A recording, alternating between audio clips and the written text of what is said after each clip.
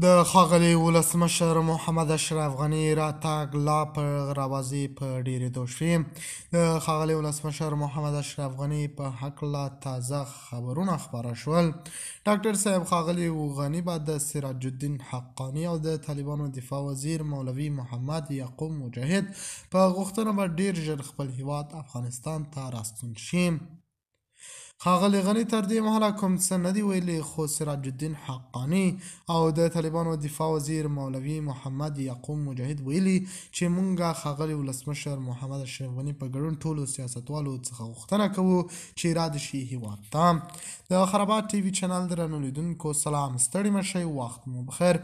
هیله لرم چې جوړ او روغ به په سر کې یادونه کوم که خرابات ټي وي چینل مو نوي سبسکرایب کړه په درنښت سره خرابات ټي وي چینل سبسکرایب کړئ. ځینو رسنیو په دې یو څو ورځو کې داسې خبرونه خپاره کړل چې کیدای شي د افغانستان پخوانی ولسمشر ډاکټر محمد اشرف غني بیرته هیواد ته راشي.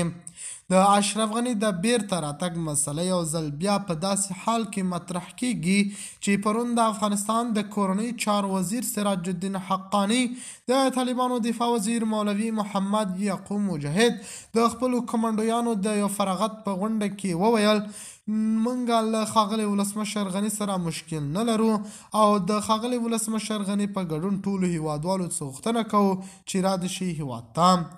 سراج الدین حقاني ویل چې د افغانستان د پخواني سیاسي مشرانو راتګ غواړي او هغوی ته تضمین ورکوي چې هیڅ ډول زیان به ورته ونه رسیږي او هر قسم ضمانت یې هم کوي چې په ډاډه زړه ژوند کولی شي افغانستان کې.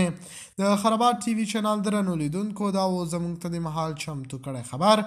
د نورو خبرونو لپاره خرابات ټي وي چینل په درنښت سره سبسکرایب کړئ.